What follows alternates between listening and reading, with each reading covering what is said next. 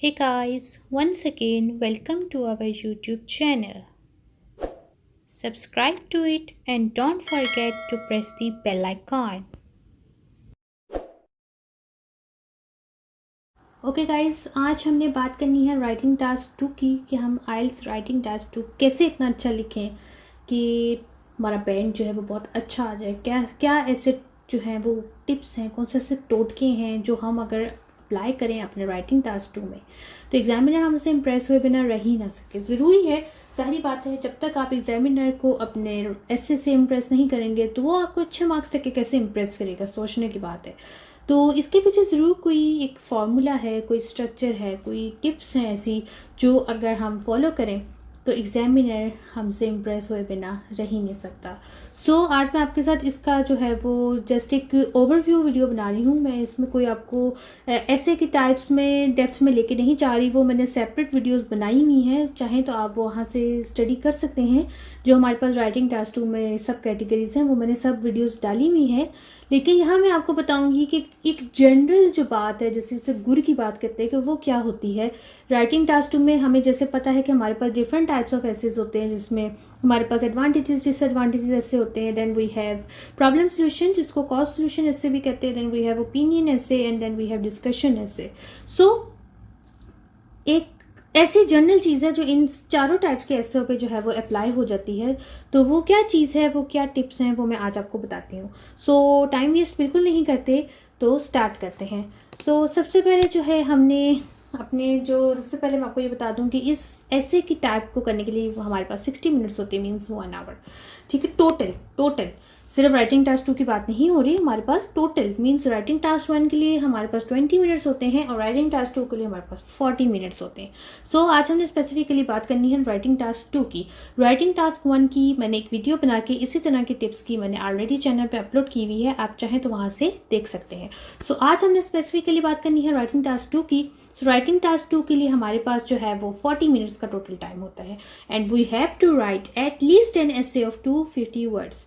और अगर आप क्योंकि वर्ड काउंट नहीं कर सकते, जाहिर बात है, पेपर बेस्ड जो टेस्ट होते हैं उसमें वर्ड्स काउंट नहीं होते, तो आप एट लीस्ट 260 to 65 वर्ड्स का ऐसे लिखते हैं। लेकिन 270 से ज़्यादा एक्सीड बिल्कुल ना कीजिएगा, क्योंकि बहुत लंबा ऐसे देख के एग्जामिनर जो है वो बहुत डिसअपॉइंट हो जाता है कि इसने लंबी लंबी छोड़े होंगे। ना हमारे पास बहुत ही शॉर्ट ऐसे हो कि एग्जामिनर देख के कहे कि तो बहुत ही छोटा सा ऐसे, वो एक दो बैंड तो इसी चीज़ के काट ले। आपने इस चीज़ का खासा ध्यान रखना है कि 250 to 265 के दरमियान आपका ऐसे हो। राइटिंग टास्क 2 में जैसे कि हमारे पास जो है वो हमने ऐसे लिखना होता है और वो डिफरेंट टाइप्स का होता है, जैसे मैंने आपको बताया। समटाइम्स ओपिनियन ऐसे होता है, समटाइम्स वो कॉज एंड सोल्यूशन ऐसे होता है, एंड समटाइम्स वो किसी चीज़ के एडवांटेजेस और डिसएडवांटेजेस का होता है, समटाइम्स वो किसी टॉपिक पे डिस्कशन कैसे होता है। वो तो हमें अपने क्वेश्चन टाइप को देख कर आइडेंटिफाई करना है कि ये किस टाइप का ऐसे है। राइटिंग टास्क 2 में आपने एक स्टैंडर्ड मैनर को अप्लाई करके उसको यूज़ करके अपना ऐसे लिखना होता है और अप्रोप्रिएट लैंग्वेज और आइडियाज़ जो आपने यूज़ करने होते हैं। जैसे मैंने आपको बताया कि हमारे पास 40 मिनट्स होते हैं, एटलीस्ट 250 वर्ड्स कैसे लिखना है। और इस चीज़ का आपने खासा ख्याल रखना है कि हम एक educated but non specialist audience के लिए अपना ऐसे लिख रहे हैं, किसी यूनिवर्सिटी लेक्चरर के लिए नहीं लिख रहे। आपकी लैंग्वेज इतनी ज़्यादा फॉर्मल नहीं होनी चाहिए कि बहुत ही हाई फाई हो जाए। ये किसी प्रोफेसर ने आपका ऐसे पढ़ना है, किसी प्रोफेसर ने नहीं पढ़ना, जस्ट एक जनरल ऑडियंस आपने उसको कंसिडर करना है और आपने अपना ऐसे लिखना है। और मोस्ट केसेस में जो है वो ज़्यादातर ओपिनियन ऐसे जो है वो एग्जाम्स में आता है। आपने अपना कोई रेलिवेंट एग्जाम्पल खुद से बेशक दे दिया, अगर रियल लाइफ में कोई एग्जाम्पल नहीं है तो आपने ज़रूर कोट करनी है। अब बात करते हैं पॉइंट्स जो हमने अप्लाई करने हैं राइटिंग टास्क 2 के ऐसे राइटिंग में। सबसे पहले जो है वो हमने क्वेश्चन का जो टॉपिक है उसको देखना है। वो बाज़ औक़ात हमेशा ही जनरल इंटरेस्ट का होता है, कोई स्पेशलिस्ट नॉलेज उसमें रिक्वायर्ड नहीं होता कि कोई ऐसा टॉपिक वो दे दे जो कोई डॉक्टर ही सॉल्व कर सकता है या कोई इंजीनियर ही सॉल्व कर सकता है या कोई लॉयर ही सॉल्व कर सकता है। ऐसी कोई बात नहीं होती, जस्ट एक जनरल टॉपिक होता है जो हर खासा आम इंसान उस पर लिख सकता है।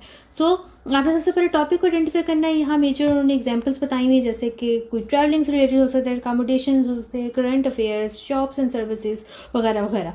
इस तरह के जो है वो टॉपिक्स होते हैं जो जनरल हर स्टूडेंट इस पर लिख सकता है। उसके बाद आपने है you must write in complete sentences, notes are not acceptable. आपने पूरे सेंटेंसेस लिखने हैं और आपने ये ध्यान रखना है कि कंपाउंड सेंटेंसेज हो। Do not copy whole sentences और long phrases on the question. इस चीज़ का बहुत ख्याल रखें, ये स्टूडेंट्स बहुत गलती करते हैं कि वो एज इट इज़ क्वेश्चन का सेंटेंस ही अपने ऐसे में लिख देते हैं। ये बहुत बुरा इम्पैक्ट पड़ता है, एग्जामिनर पे बहुत बुरा इंप्रेशन पड़ता है। आपने बेशक ठीक है आपने क्वेश्चन स्टेटमेंट को यूज़ करना है, but you have to paraphrase it first. जब आप उसको पैराफ्रेज करेंगे, अपने वर्ड्स में बयान करेंगे, तो फिर एग्जामिनर को भी पढ़ के लगेगा कि हाँ इसने स्ट्रक्चर को फॉलो किया है। Okay, then you may write on the question sheet if, for example, you want to underline keywords or to write notes. The examiner who marks your writing will not see the question sheet. So आपने जो चीज़ अपनी follow करनी है, जो चीज़ आपने लिखनी है, वो आपने अपनी आंसर शीट पे लिखनी है। क्वेश्चन पेपर को एग्जामिनर ने मार्क नहीं करना। अगर आप कोई इंपॉर्टेंट पॉइंट क्वेश्चन पेपर पे लिख के छोड़ आए और आंसर शीट पे आपने उसको नहीं लिखा, तो आपके वो सेंटेंस काउंट नहीं होगा। ये इंपॉर्टेंट पॉइंट्स थे। उसके बाद ये चीज़ें आपने खासा ध्यान रखनी है, इनको बिल्कुल भी नहीं भूलना। सबसे पहले आपने इंस्ट्रक्शंस और क्वेश्चंस को अच्छी तरह पढ़ना है।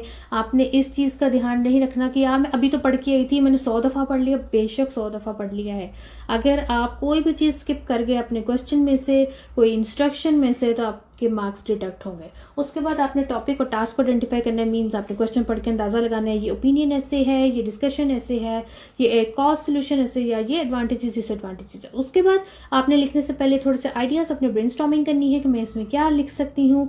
उसके बाद फिर आपने जो है वो डिसाइड करना है कि आपका इस टॉपिक के बारे में क्या ख्याल है, अगर आपसे पूछा जाए तो। मीन्स अगर डिस्कशन या ओपिनियन ऐसे पूछा जाए। उसके बाद आपने जो है अपने आइडियाज़ को according to your structure of essay आपने उसको डिवाइड करना है। Means introductory paragraph, then body paragraph 1, body paragraph 2 and at the last conclusion. और हमेशा जो सबसे मेन चीज़ है वो ये है कि आपने प्लानिंग करनी है लिखने से पहले। यही नहीं कि बस आपने क्वेश्चन पढ़ा और जूँ कि तू लिखना स्टार्ट कर दिया, ये बिल्कुल नहीं। आपने पहले पढ़ के आपने करना है, हाँ मैं इंट्रोडक्शन में ये चीज़ लिखूंगी, ये मेरा इंट्रोडक्टरी पैराग्राफ हो गया जो कि 2 to 3 सेंटेंसेस ज़्यादा नहीं होता। देन आपने paragraph 1, body paragraph 1 and then body paragraph 2 and at the end आपने सारे जो अपनी राइटिंग लिखी है उसका समराइज़ करके आपने कंक्लूजन लिखना है। ओके, यहाँ पे अब जो हमारे पास जो है वो सबसे इम्पॉर्टेंट जो बात है वो ये होती है कि आपने ये नहीं सोचना कि यार मुझे इस टॉपिक पे इतना अबूर नहीं है, मैं कोई राइटर थोड़ी हूँ, कोई आर्टिकल्स थोड़ी लिखता हूँ। नो, एग्जामिनर को भी पता है कि आप एक स्टूडेंट है और आपसे वो एक जनरल चीज़ यानी एक्सपेक्ट कर रहा है। सो आपने इसमें कोई इस तरह का नहीं सोचना कि मैं कैसे करूं। सो आपने एक अच्छा जो है स्टार्ट लेना है, ताकि क्योंकि first impression is last impression. आपने रूल्स को फॉलो करना है, अपने स्ट्रक्चर को फॉलो करना है। जैसे मैंने आपको पैटर्न्स बताए हैं हर ऐसे टाइप की, आपने उनको फॉलो करना है। आपने लिंकिंग वर्ड्स और हेल्पिंग वर्ब्स का खासा ख्याल रखना है, सिनोनिम्स को यूज़ करना है, कंपाउंड सेंटेंसेस को यूज़ करना है। सो आपने जब अगर ये चीज़ें सॉल्व कर ली और आपके पास 40 मिनट्स होते हैं, तो उसके बाद जब आप एग्जामिनेशन हॉल से बाहर निकलेंगे तो आप बहुत खुद को आलिम फाजिल समझ रहे होंगे, बहुत ही आप पढ़ाकू, और आपके चेहरे पे एक स्माइल होगी कि वाह मैंने कर लिया अपने पूरे टास्क को। सो स्ट्रक्चर ऑफ ऐसे, जैसे मैं आज तक भी आपको बताती रही हूँ अपनी हर ऐसे की कैटेगरी के साथ साथ कि हमारे पास सबसे पहला पैराग्राफ जो होता है वो हमारे पास इंट्रोडक्शन होता है, और वो एक पैराग्राफ होता है, मोस्टली 2 to 3 लाइन्स का होता है, इससे ज़्यादा नहीं करना, 2 to 3 सेंटेंसेस सॉरी। फिर आपके पास 2 बॉडी पैराग्राफ्स होते हैं, body paragraph 1 and body paragraph 2, जो कि ईच 5 to 6 सेंटेंसेस से ज़्यादा एक्सीड नहीं करने चाहिए। And then lastly we have cover conclusion paragraph, जो कि खुद आपके पास सारी जो आपने लिखा है उसका एक खुलासा होता है, एक समरी होती है। सो आपने इस चीज़ का खासा ख्याल रखना है। ये इतना मुश्किल काम नहीं होता, लेकिन ये इतना आसान भी नहीं होता जितना ये अभी देखने में लग रहा है। आपने सारे स्ट्रक्चर्स को, सब पैराग्राफिंग को फॉलो करना है, तो फिर आपका बैंड बहुत अच्छा आ सकता है। ओके, उसके बाद फिर आपकी बात आती है टाइमिंग की, कि हम टाइमिंग कैसे जो है वो मैनेज करें। बहुत सारे स्टूडेंट्स को ये इशू होता है कि 40 मिनट्स बहुत कम हैं, और यानी पहले ही वो पैराग्राफ 1 लिख के आए होते हैं, तो ऑलरेडी भी वो थोड़ा सा, तो उनका माइंड भी थका होता है और उनके हाथ भी थके होते हैं। क्योंकि मेरा अपना पर्सनल एक्सपीरियंस भी ये था, तो राइटिंग टास्क 1 लिखने के बाद मैं काफ़ी थक गई थी।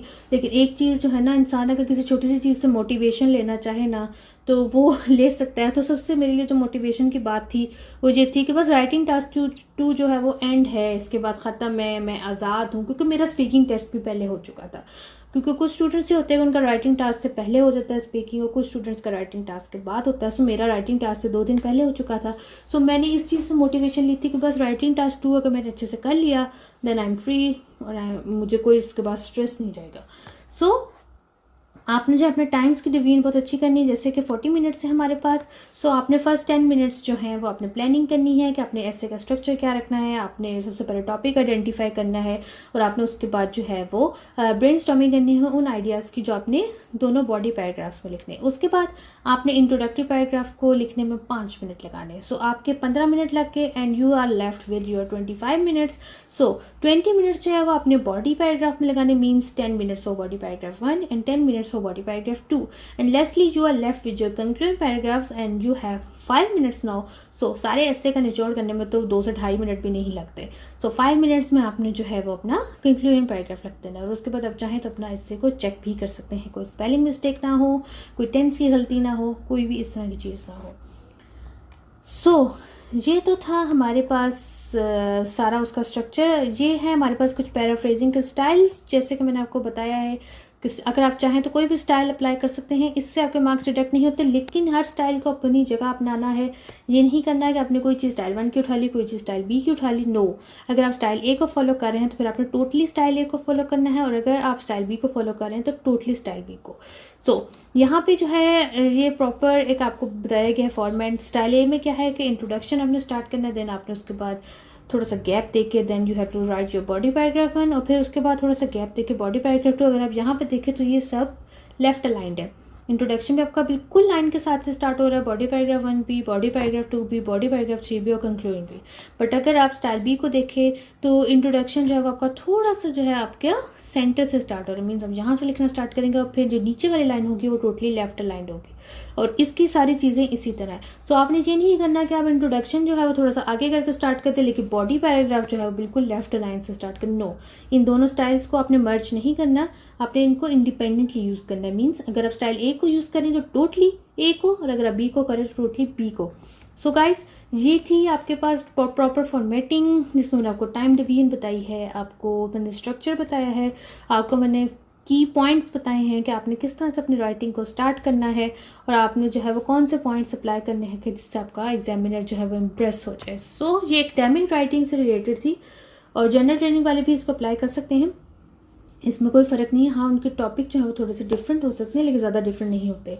राइटिंग टास्क 1 थोड़ा सा उनका डिफरेंट होता है, क्योंकि उसमें वो लेटर राइटिंग वगैरह कुछ करवाते हैं, लेकिन आइल्स जो एकेडमिक है उसमें वो आपसे रिपोर्ट राइटिंग करवाते हैं। सो यहाँ पे ये वीडियो होती है कंप्लीट।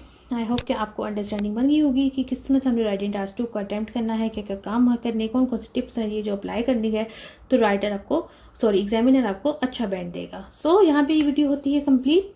नेक्स्ट वीडियो के साथ और नेक्स्ट टॉपिक के साथ और उसकी टिप्स के साथ बहुत जल्दी हाजिर होंगी। Take care, subscribe to our channel and don't forget to press the bell icon. I hope you like my video. Next video का ज़रूर इंतज़ार कीजिएगा। Take care, bye bye.